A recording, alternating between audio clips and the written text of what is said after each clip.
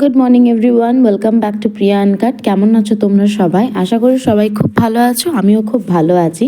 আর আজকের যে ব্লগটা দেখছো সেটা আমার শিবরাত্রির দিনের ব্লগ। রান্নাবান্না করে কিয়ানকে খাইয়ে তারপর আমি স্নান টান করে পুজো করেছি। তখন বাজে মোটামুটি 2টো থেকে 2:30টা মতন। তো আমি সকাল থেকে জাস্ট 1 কাপ চা খেয়েছিলাম। তো বাড়ির যে পুজোটা সেটাও করেছি, আর শিব পুজোও করেছি। কারণ রাত্রেবেলা যাব পুজো করতে। তো রাত্রেবেলা যে পুজো করতে যাব সেই থালাটা পুরো রেডি করে নিয়েছি।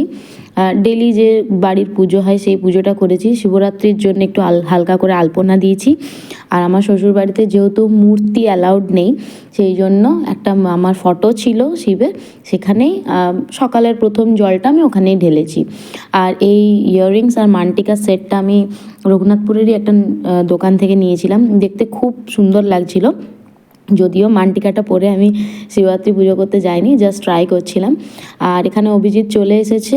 মোটামুটি এখন বাজে 7টা। আমি, কিয়ান আর অভিজিৎ মিলে বেরিয়ে গেছি। এখানে সামনেই একটা মন্দির আছে, এখানে পুজো করতে যাব।